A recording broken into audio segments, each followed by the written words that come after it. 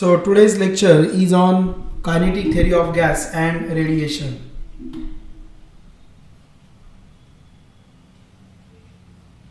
Okay,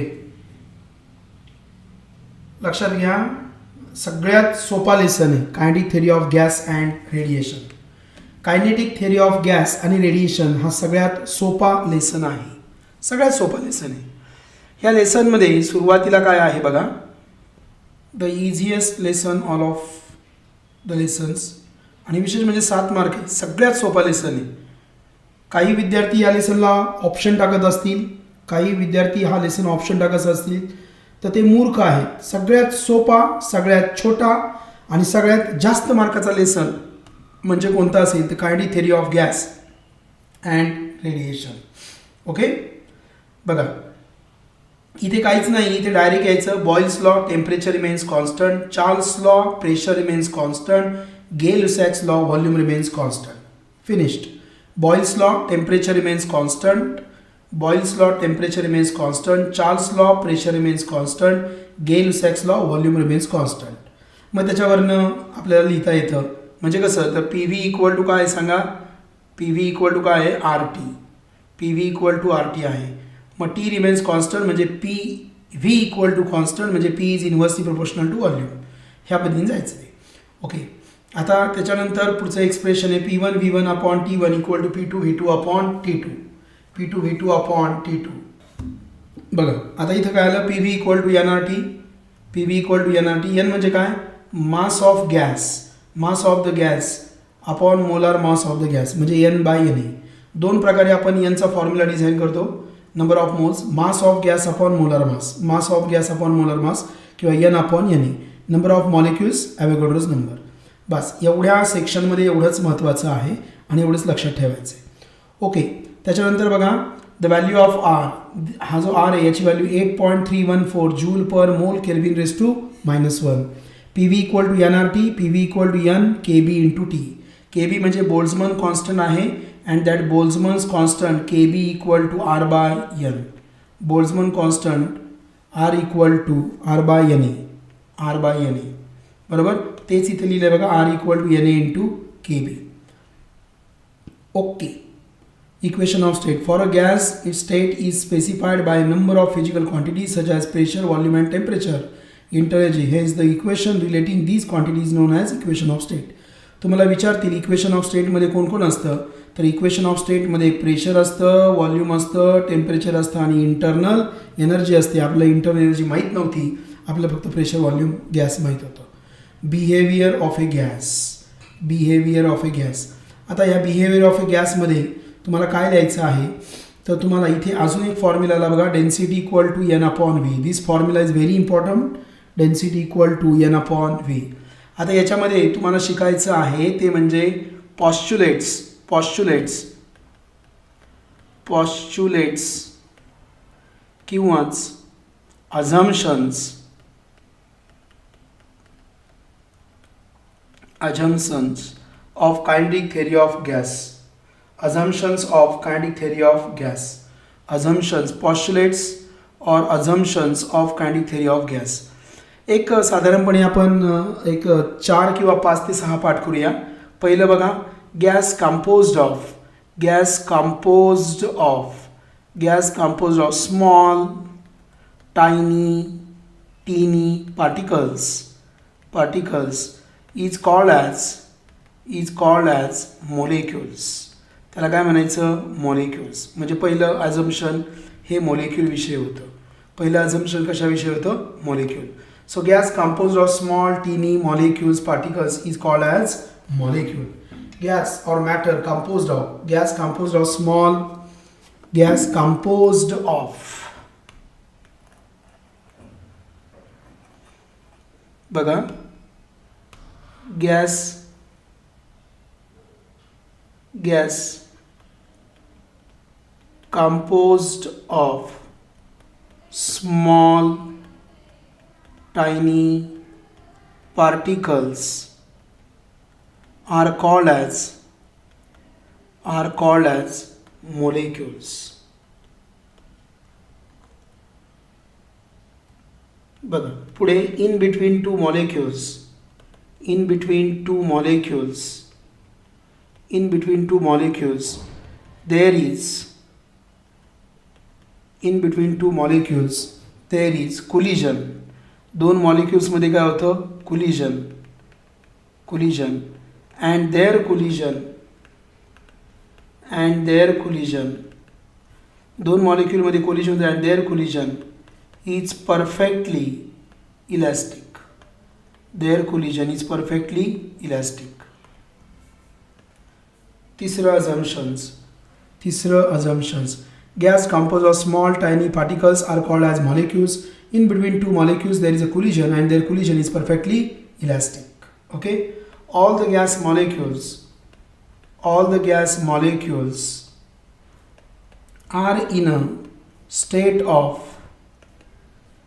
in a state of random motion.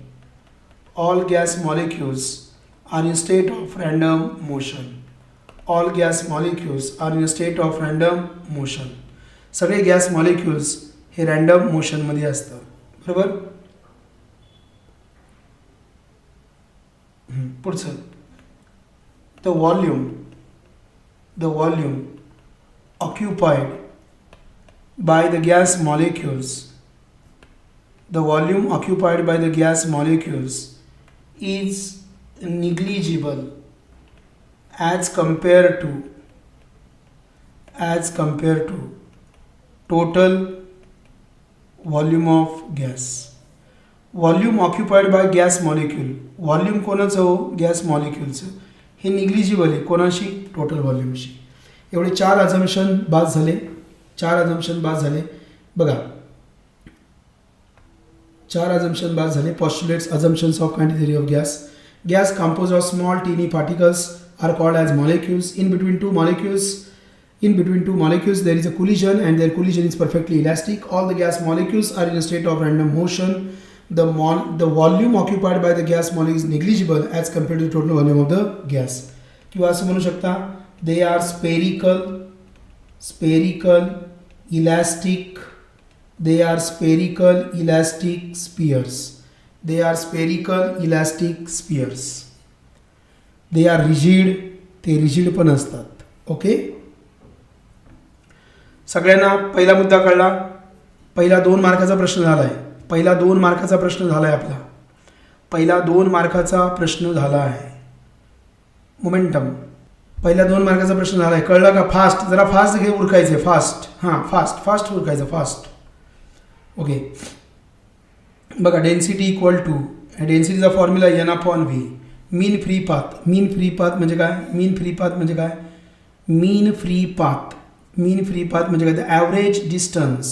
The average distance between the two successive collisions, the average straight line distance between the two successive collisions is called as mean free path.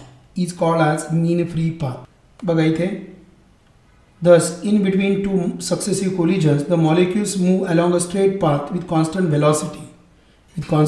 velocity. ह्याला म्हणायचं free path. ह्याला काय म्हणायचं? Free path. आणि आता पुढे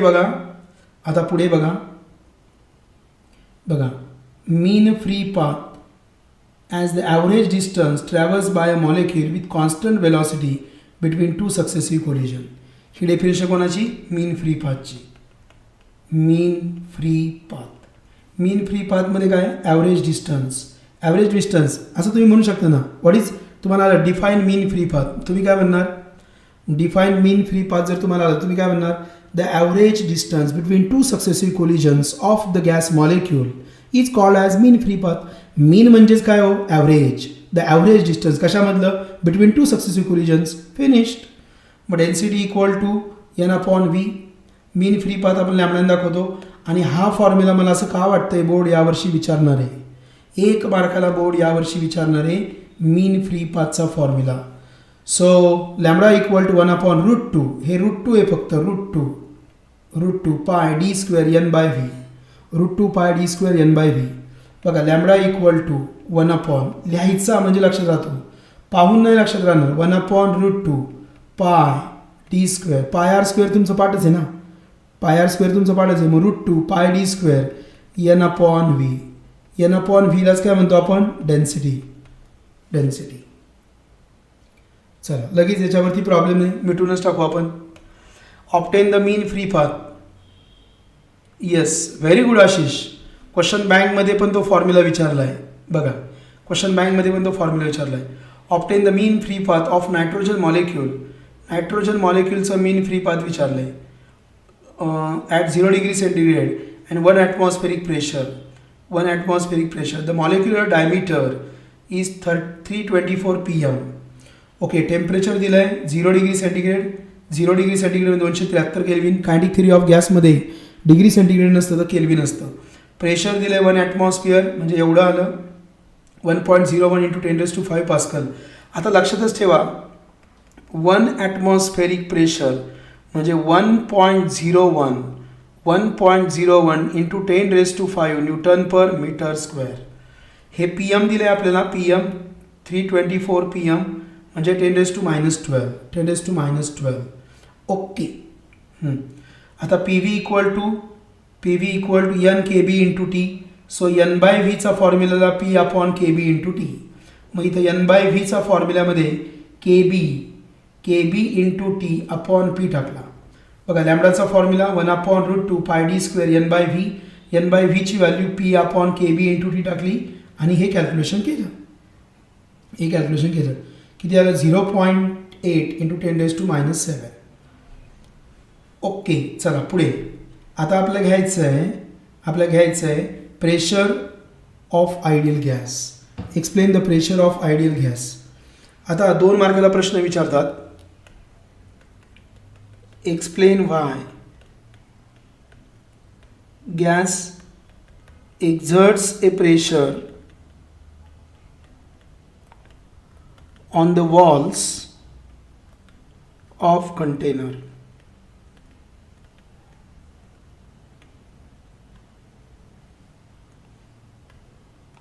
Explain why gas exerts a pressure on the walls of container.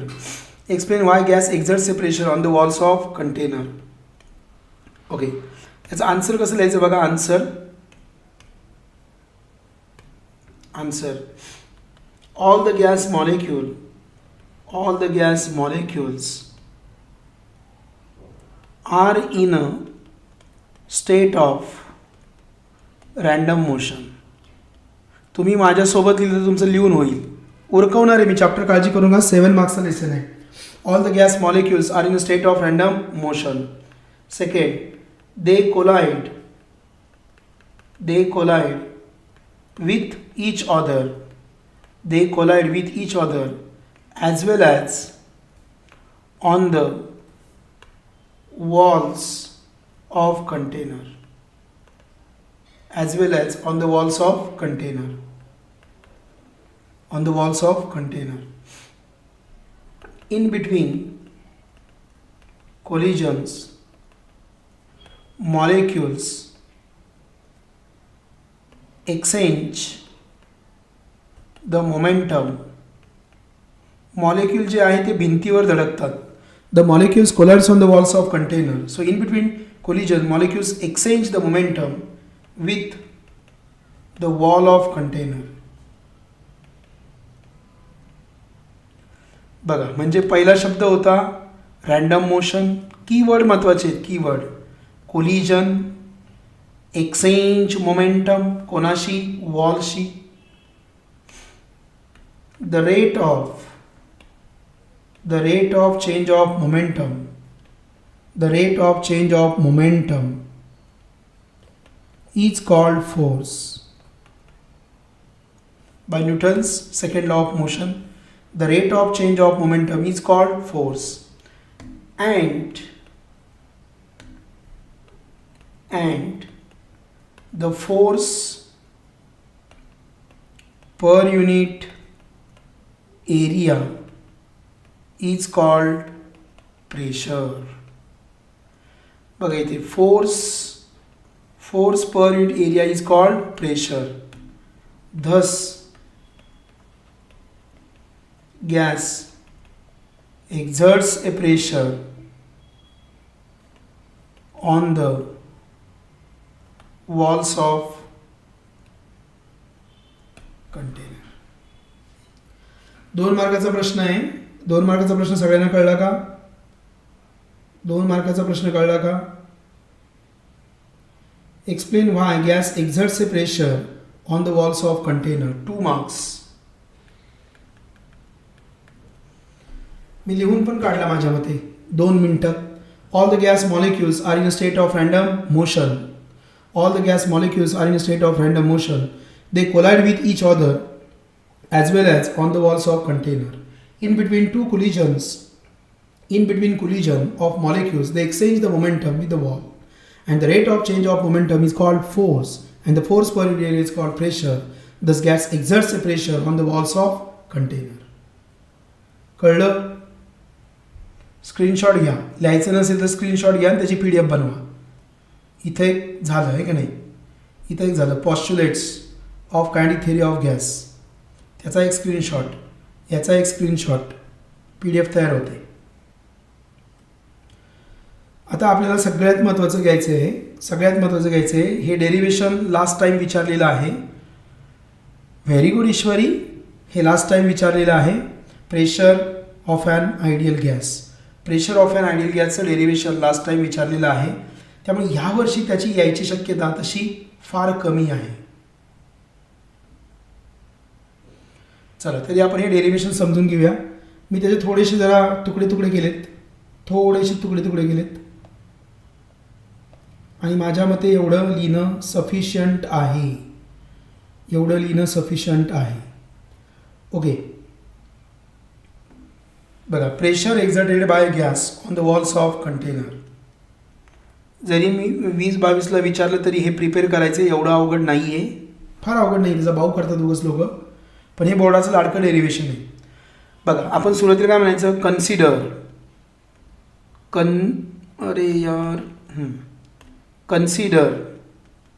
Consider n equal to number of molecules. Small m mass of each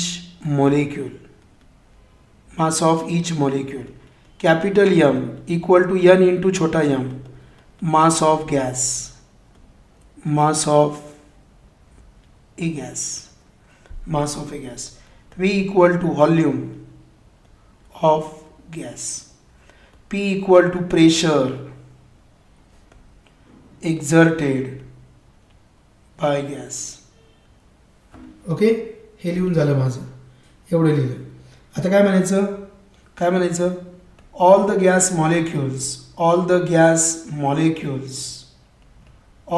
molecules are moving in all possible direction. All the gas molecules are moving in all possible direction with all possible velocities. All the gas molecules are moving in all possible direction with all possible velocities. Consider the molecules which are traveling along x-axis. आता molecule घेतलाय आणि तो x ॲक्सिसला travel होतोय. कुठे travel होतोय तो? बघा, तो x ॲक्सिसला ट्रॅव्हल होतोय. Consider the first molecule which is traveling towards the face ABCD. ह्या फेसला आपण नाव दिलं ABCD. लई नाही लिहायचं. बघा, इथं म्हटलंय a cubical box of side L. हा L, याची लिहायचं ना, L be the length of each side of cube. एवढं सफिशियंट ठेव. इथं V equal to volume. Volume काय येणार? L3. बस. आता पुढे आलो मी. आता बघा, इथे काय म्हटलं? Hedge the change in momentum of the particle is only the x component of the momentum delta px given by. आता इकडे समजून घ्या, इथे समजून घ्या डायग्रामवरती. आता मॉलिक्यूल जो आहे तो मॉलिक्यूल एक्स डायरेक्शनला चालला आहे. With velocity Vx. The molecule is moving with the velocity Vx in X direction. It's momentum, याचं जाताना मोमेंटम किती असतं? मोमेंटम म्हणजे काय? Mass into velocity. So the initial momentum of the molecule is mVx. हे झालं इनिशियल मोमेंटम, बरोबर. मग आता हा धडकतो आणि हा धडकून परत काय होतो? रिबाउंड होतो. मग रिबाउंडचं मोमेंटम काय? -mVx. हे झालं फायनल मोमेंटम. इनिशियल मोमेंटम आणि हे फायनल मोमेंटम. ओके, तुम्ही डायरेक्ट लिहायचं initial momentum of the molecule. बघा, इनिशियल मोमेंटम ऑफ मोलेक्यूल, हे फार महत्त्वाचं आहे, mvx. Final momentum of molecule, हे फार महत्त्वाचं आहे, निगेटिव्ह डायरेक्शन -mvx.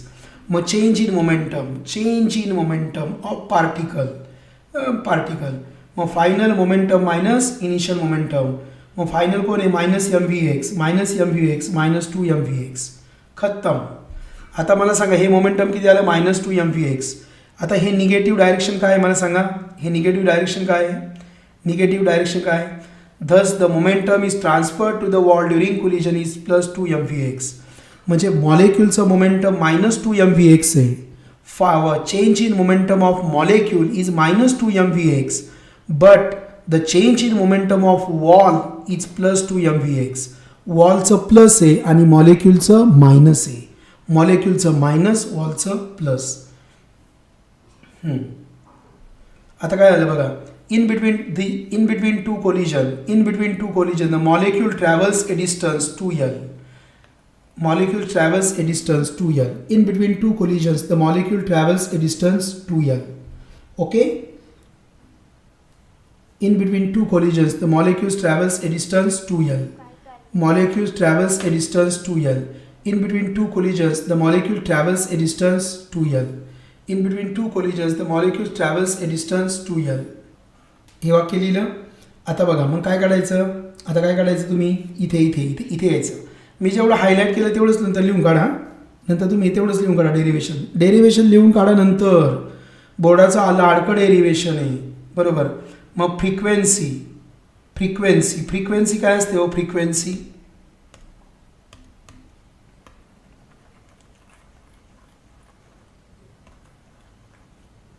फ्रिक्वेन्सी थोडं हँग झालंय. आलं बघा, फ्रिक्वेन्सी. व्हेलॉसिटी काय असते? Velocity equal to distance upon time, बरोबर. म्हणजे व्हेलॉसिटी अपॉन डिस्टन्स काय येणार? तर येणार 1 टाईम. त्यालाच मी काय म्हणणार? फ्रिक्वेन्सी. मग व्हेलॉसिटी कोण आहे सांगा? vx. अपॉन डिस्टन्स कोण आहे? 2l. इक्वल टू काय आलं? Frequency.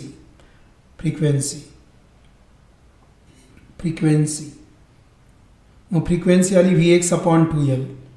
Frequency equal to vx upon 2l. यालाच काय म्हणायचं? Number of collisions. तुम्ही हे द्या परीक्षेला, number of collisions vx upon 2l. इथं आपण काय म्हटलं? आपण असं म्हटलं, the distance travel between two successive collisions is 2l. तुम्ही असं डायरेक्ट लिहा ना, परीक्षेला. 2l equal to distance travel between two successive collisions. मग असं म्हणा, number of collisions equal to vx upon 2l. मग आता इथे आलं, average force equal to average rate of change of momentum. किंवा इथे मग आपण असं म्हणणार, total rate of change of momentum equal to, पहिलं मोमेंटम किती? Twice mvx1 into number of collision vx1 upon 2l.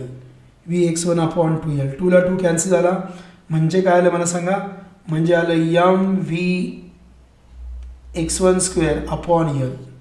Okay, इथपर्यंत आलं. Total rate of change of momentum equal to एवढं आलं. हे झालं फर्स्ट मॉलिक्यूलसाठी. Considering the other molecules 2, 3, 4 with the respective components, the average काय आलं बघा, सगळ्यांची समेशन. ॲव्हरेज फोर्स काय आला मला सांगा? इथे average the rate of change of momentum. Total rate of change of momentum म्हणजेच काय आलं? Force by Newton second law of motion. मग तो काय आला होता? Vx1 square upon L. बरोबर. मग सगळा टोटल काय आला ॲव्हरेज फोर्स, तर सगळ्यांची बेरीज. मग प्रेशर काय असतं, average force upon area. Average force upon area. बघा इथे हे पहिल्या मॉलिक्युलसाठी, परत हे दुसऱ्या मॉलिक्युलसाठी, हे तिसऱ्या मॉलिक्युलसाठी. मग प्रेशर काय असतं, pressure average force upon area. Average force upon area. What is area, area is L square.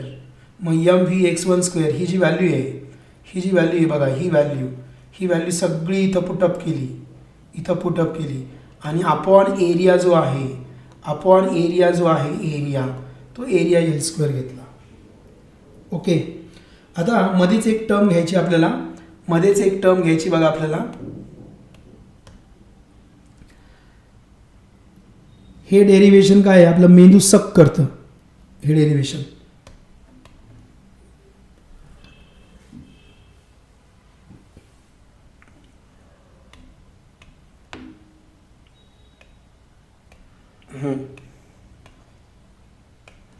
बघा आता तुम्हाला माहिती आहे, मीन ही वरचा ॲरो म्हणजे मीन, स्क्वेअर वेलॉसिटी. वाचताना कसं वाचायचं बघा, मीन स्क्वेअर वेलॉसिटी. मीन हे ॲरो म्हणजे ॲव्हरेज, ही लाईन म्हणजे मीन स्क्वेअर वेलॉसिटी असं वाचायचं. Mean square velocity in X direction. मग काय येणार, पहिली वेलॉसिटी, दुसरी velocity dash dash nth velocity divided by number of molecules n. मग हा जो ब्रॅकेट आहे बघा, तो इथे येतो. मग त्याला n इंटू Vx स्क्वेअरने इथं रिप्लेस केलं. हा जो ब्रॅकेट तो इथे येतो. मग n इंटू दिस याने याला मल्टिप्लाय केलं. ओके. आता Vx म्हणजे काय सांगा, Vx in X direction, Vy in Y direction, Z in Z direction. मग याला आपण V घेतला. आता हे तिघही सेम आहेत. तिघही सेम म्हणजे कसं होणार बघा बरं, 3V equal to V plus V असं होणार का नाही, असं होणार ना, असं होणार ते. मग टोटल कोण आहे, V आहे, पण हे तिघही सेम आहेत. टोटल V आहे, मग हे तिघही सेम आहेत, मग 1/3 आलं. हे काय आलं, 1/3 V स्क्वेअर. हे बघा इथे बघा, मीन स्क्वेअर वेलॉसिटी इक्वल टू हे तिघही सेम, मग काय येणार, 1/3 येणार ना, 1/3 V स्क्वेअर. मग ती व्हॅल्यू टाकली इथे 1/3. हा जो आहे हा Vx स्क्वेअरची व्हॅल्यू आली, Vx स्क्वेअर इथे बघा, Vx स्क्वेअरची value 1/3 of V square. 1/3 of V square. समजलं का डेरिव्हेशन समजलं. परत एकदा बघा, काही अवघड नाहीये, ते सुरुवातीला डायग्राम वगैरे काढलं. मग मी म्हटलं initial momentum of particle mvx1, final momentum of particle काय आलं, -mvx1. Change in momentum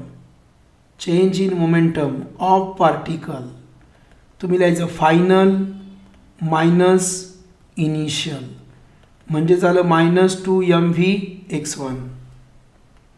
this is the change in momentum of particle. मग change in momentum of wall equal to +2mvx1. इथे बदल झाला, हे पार्टिकलचं होतं तर मायनस होतं, हे वॉलचं आलं तर +2mvx झालं. बरोबर. बघा, the distance between to successive collisions is 2L. number of collisions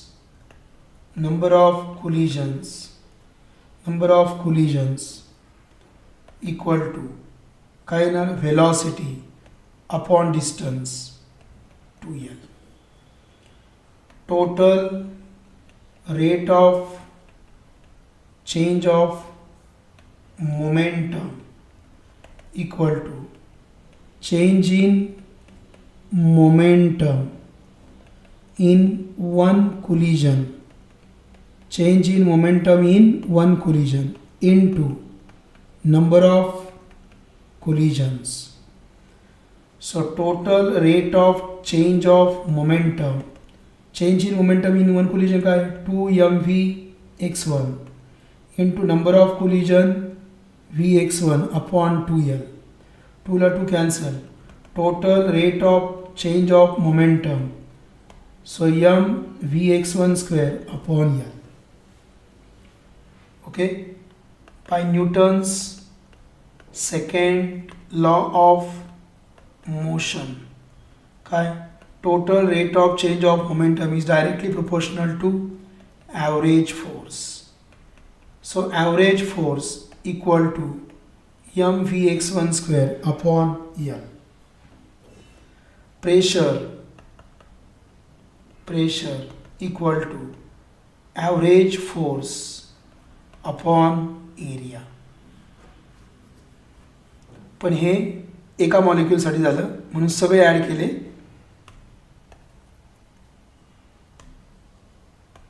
m by l vx1 square plus vx2 square plus dash dash vxn square. मग इथं l areola l square m by l vx1 square. हे एका मॉलिक्यूलसाठी होतं.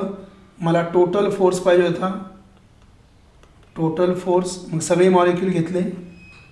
vx1 square vx2 square plus dash dash vxn square बरोबर. म्हणजे काय आलं m into vx1 square plus vx2 square plus dash dash vxn square divided by L cube. So this is pressure.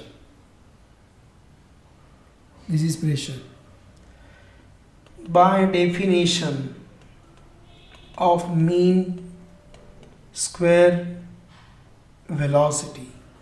By definition of mean square velocity.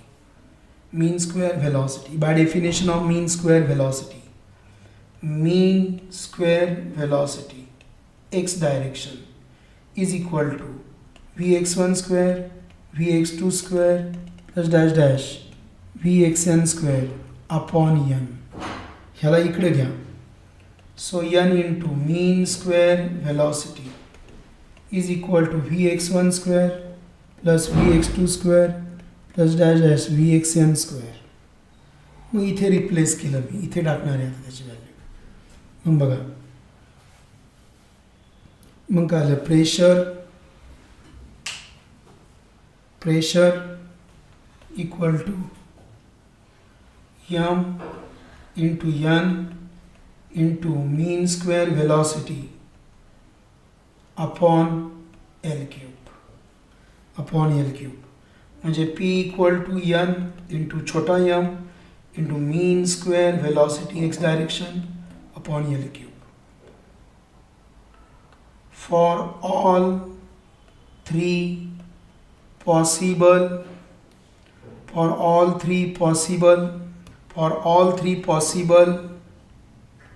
directions, mean square velocity equal to v mean square velocity x direction, mean square velocity in y direction plus mean square velocity in z direction.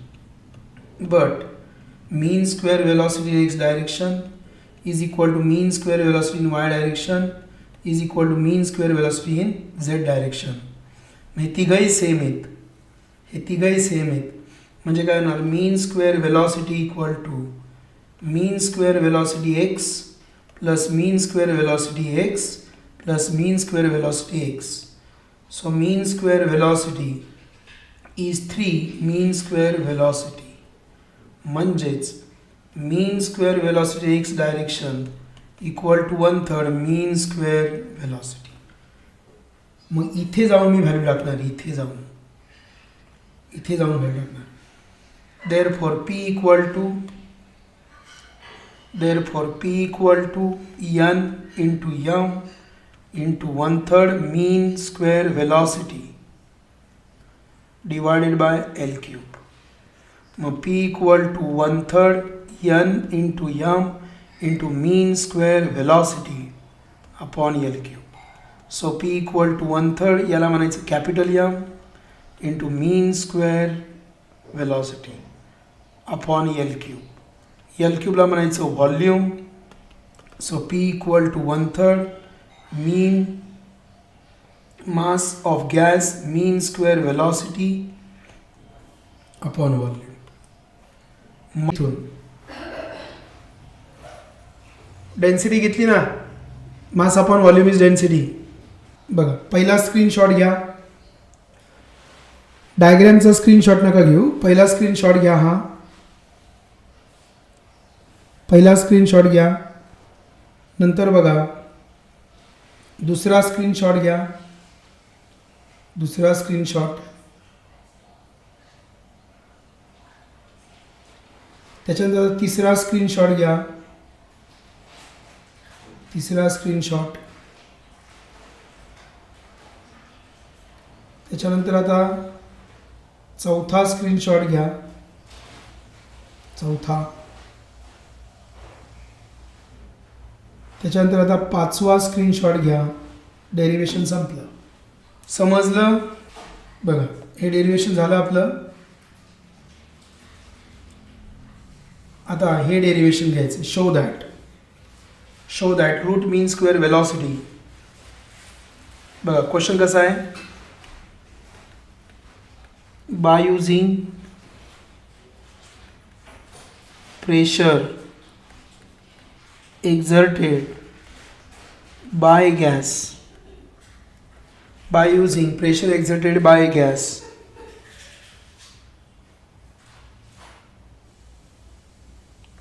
show that mean square velocity is directly proportional to square root of absolute temperature.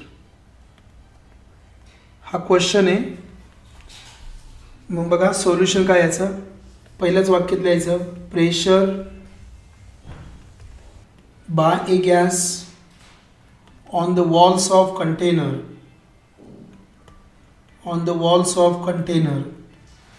is given by P equal to 1/3 mass mean square velocity upon volume.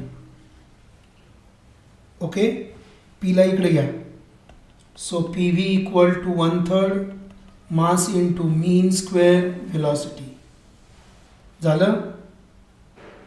Therefore, by ideal gas equation PV equal to RT for 1 mole of a gas. मग PV ची value काय आली RT. So RT equal to 1/3 m into mean square velocity. 3 ला इकडे घ्या. 3 RT by m equal to mean square velocity. बरोबर. So चौथं root जर घेतलं तर रूट घेतलं तर काय होणार. Mean square velocity. नाही, रूट घ्यायचं दोन्ही बाजूला. Taking square root on both sides. So root mean square velocity म्हणजेच root mean square velocity equal to काय under root 3 RT by m. ह्याला काय वाचलं मी. ह्याला वाचलं रूट. पुढे काय वाचलं मी मीन. काय वाचलं मी मीन रूट मीन. पुढे काय वाचलं मी स्क्वेअर. काय वाचलं स्क्वेअर रूट मीन स्क्वेअर बरोबर. आणि नंतर काय वाचन केलं मी velocity. So root mean square velocity equal to under root 3 RT by m. Under root 3 RT by m. So therefore root mean square velocity is directly proportional to square root of its absolute temperature. Question कळला सगळ्यांना? Now you can take the screenshot. Thus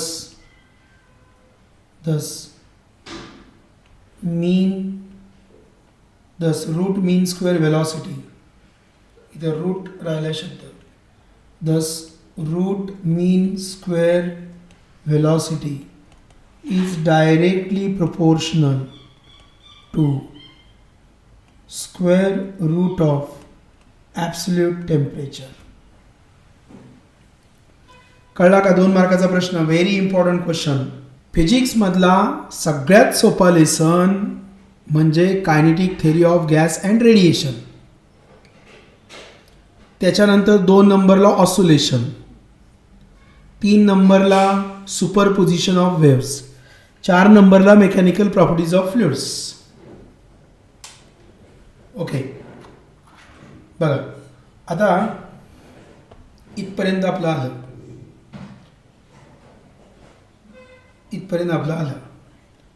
बरोबर. बघा VRMS under root 3 RT by MO. इथं gamma RT by MO आणलं तरी चालतो. Gamma म्हणजे CP by CV. It is 5/3. आता interpretation of temperature and kinetic theory. आता कायनेटिक थेरीचा फॉर्म्युला तयार करायचा आहे. आणि यासाठी एक फेमस MCQ आहे. ते फेमस MCQ पण आपल्याला घ्यायचं आहे. ओके बघा next question.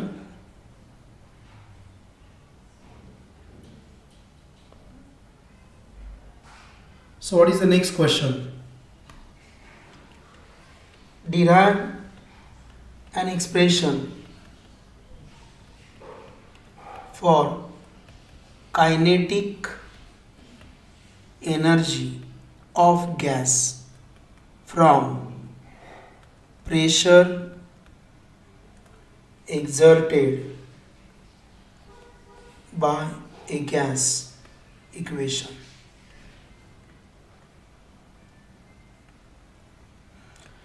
And hence show that kinetic energy is directly proportional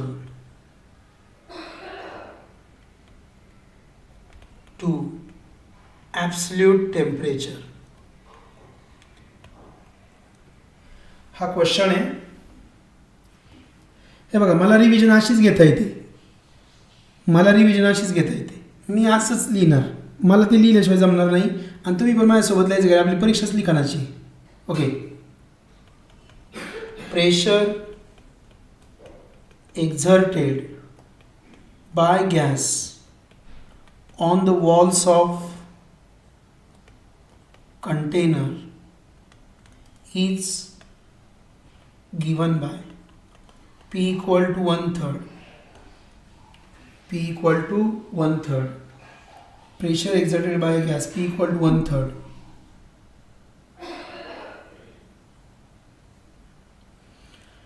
Mass of gas mean square velocity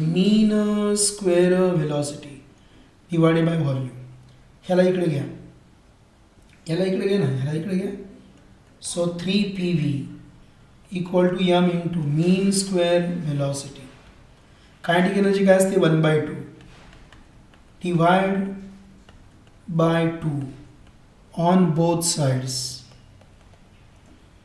So 3/2 PV equal to 1/2 mass into mean square velocity. आता हे काय आलं 1/2 mass. इथे आलं 1/2 mass into square of velocity. त्यालाच म्हणायचं kinetic energy. So 3/2 PV equal to kinetic energy of gas. Why gas? Because m is the mass of gas. म्हणून since here m is the mass of gas, therefore this is the kinetic energy of gas. Kinetic energy चा formula आहे ना, kinetic energy चा formula, kinetic energy 1/2 mass into velocity चा square 1/2 mass into velocity चा square. मग formula आला kinetic energy of gas equal to 3/2 PV. Kinetic energy of gas equal to 3/2 PV. Okay, आपल्याला पुढे जायचं आहे. तिसरं, बाय आयडियल गॅस इक्वेशन काय आहे? PV equal to NRT. बरोबर.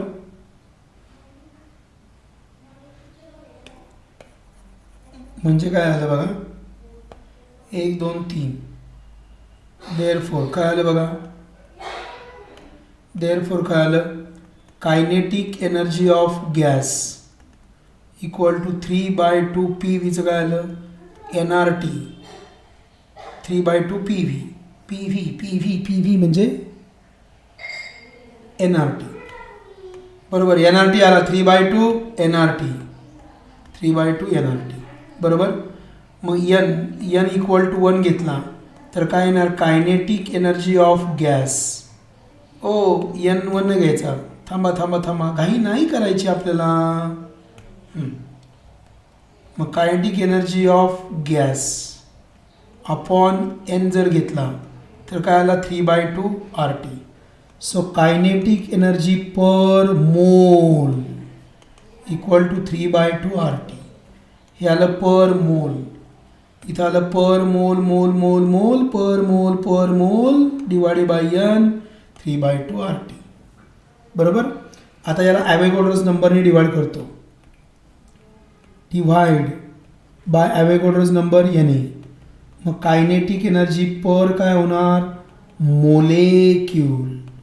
मग 3/2 RT bye NA. But R/NA ला काय म्हणतात, बोल्ट्झमन कॉन्स्टंट. मग कायनेटिक एनर्जी पर मोलेक्यूल का आलं, कारण की त्याला ॲव्होगाड्रोज नंबरने डिवाइड केलं. ॲव्होगाड्रोज नंबरने डिवाइड केल्यामुळे पर मोलेक्यूल आलं. बरोबर. So 3/2 KB into T. So kinetic energy per molecule म्हणजे KB इंटू T. कळलं डेरिवेशन? हे कळलं. Derive an expression for kinetic energy of gas from pressure exerted by gas equation and hence show that kinetic energy is directly proportional to temperature. बघा इथे आलंय ना, इथे आलंय बघा, kinetic energy is directly proportional to temperature. समजलं का? हे पण समजलं. किती मार्क्सला? याचा प्रॉब्लेम येणार आहे बाळा, याच्यावर प्रॉब्लेम येणार आहे. 2 किंवा 3 मार्क्सला. इथंच स्टॉप करायचं आपल्याला, इथे स्टॉप करायचं. Kinetic energy is directly proportional to temperature. इथेच आपल्याला स्टॉप करायचं आहे. कळलं? इथेच आपल्याला स्टॉप करायचं आहे.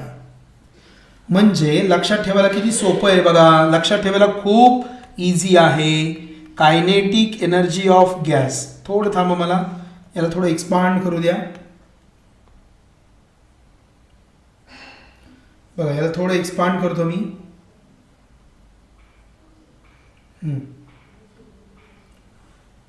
बघा इथे मी काय लिहितोय, लक्ष द्या काय लिहितोय बघा.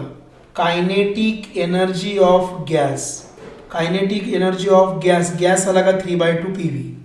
Kinetic energy of gas per mole आला ना तर 3/2 RT. आणि kinetic energy of gas per molecule, इथं मोल इन पर मोलेक्यूल आहे, ते असतं 3/2 KB इंटू T.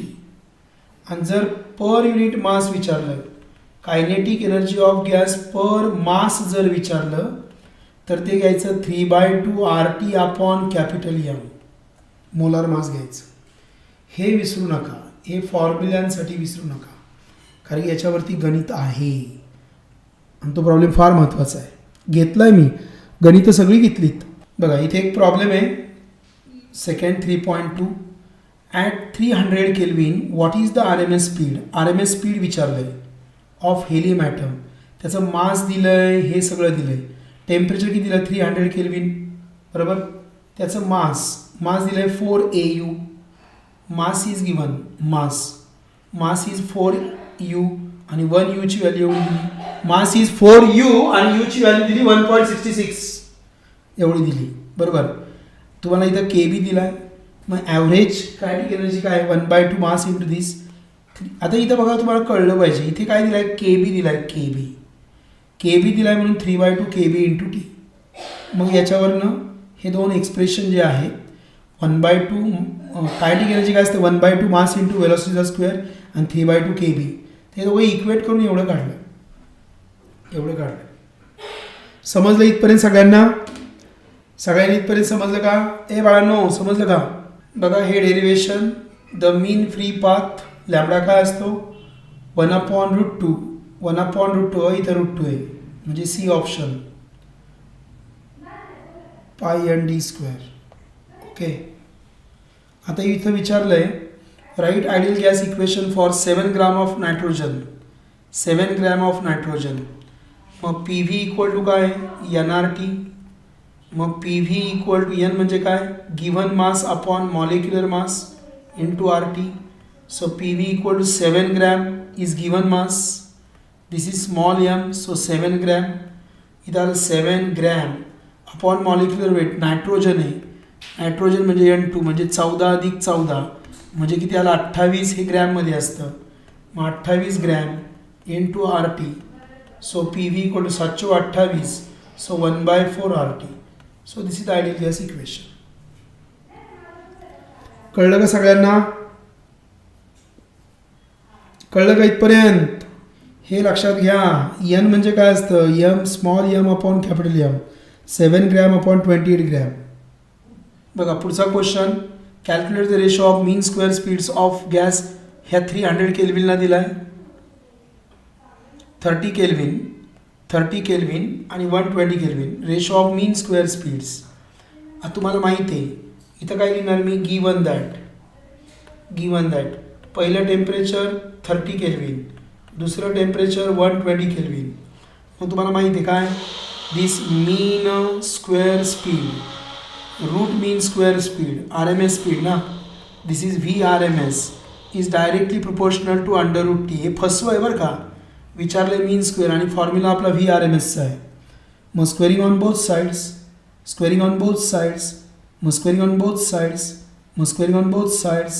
मग काय होणार मीन स्क्वेअर पहिला अपॉन मीन स्क्वेअर दुसरा equal to T1 upon T2.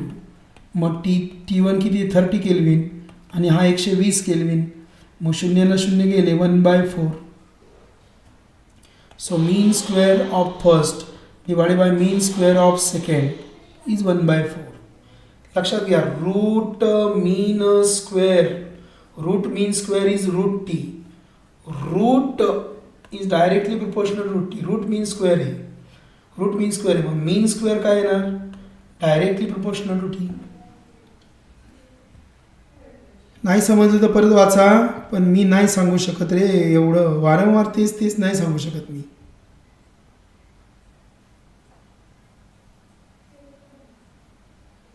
हा नाही येणार प्रॉब्लेम.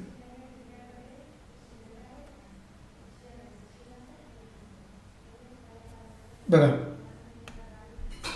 काय म्हटलंय a gas in a cylinder is at pressure P. मी प्रॉब्लेम कसे सोडवते, प्रॉब्लेम करायचेत. बघा मी तुम्हाला सांगतो, तुम्ही सिंपल मंत्र ठेवा.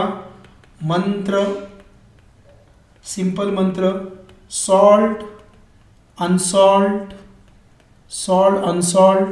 ऑल लेसनचे solved unsolved numericals, all definitions, all chapters, सगळ्या चॅप्टरच्या सगळ्या डेफिनेशन्स. तिसरं ते पण तुम्हाला कळतं. ह्या सॉल्ट अनसॉल्ट एक्झाम्पलमध्ये पण तुम्हाला कळतात आहे का नाही. एक्झाम्पल्स कोणते परीक्षेला विचारू शकतात.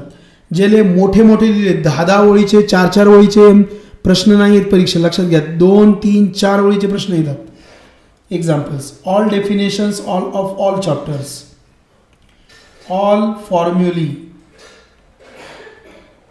Of all chapters, all laws of all chapters. कळलं? आणि 5वं all derivations of physics 1, physics 1चे सगळे डेरिवेशन्स, ऑल प्रॉपर्टीज, कॅरेक्टरिस्टिक्स आणि ऑल युजेस आणि ऑल डायग्रॅम्स. एवढं केलं तरी तुम्हाला 70 मार्क पडतील. कसं बघा तुम्हाला मी सांगतो कसं बघा. 24 मार्काचा जो एक सेक्शन आहे 24 मार्काचा त्याच्यामध्ये 5 न्यूमेरिकल आहेत सुटले, 3 फिजिक्स 1चे डेरिवेशन सोडवले, 8 पैकी 8 पडले. परत 16 मार्काचे जे आहे 24 mark section C 24 mark, section B 16 mark, 5 numericals सोडवले, 3 फिजिक्स 1चे केले, 8 सुटले. किती मार्क पडले? 16. बरोबर. आता 1 mark section A part B part 2 section A मधला 1 मार्क. 1 मार्कचे किती असतात? 8. किती असतात? 8. त्याच्यामध्ये 2 न्यूमेरिकल, 4 डेफिनेशन. हे बघा define capillarity and what is कॅपिलॅरिटी.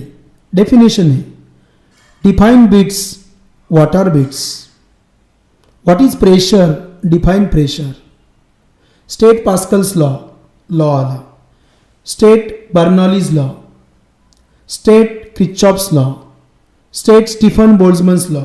कळलं? 4 डेफिनेशन, 1 लॉ. किती झाले? 4 आणि 2 6 आणि 1 7 आणि 1 फॉर्म्युला. लिहिता आले 8. हे जे 8 आहेत 2 न्यूमेरिकल, 4 डेफिनेशन, 1 लॉ, 1 फॉर्म्युला. लिहिता आले 8. किती मार्क झाले? 8. सेक्शन डी खतरनाक. सेक्शन डी खतरनाक. किती सोडवायचे आपल्याला? 3 प्रश्न सोडवायचे. 3 प्रश्न सोडवायचे. फिजिक्स 1 आणि करंट इलेक्ट्रिसिटी.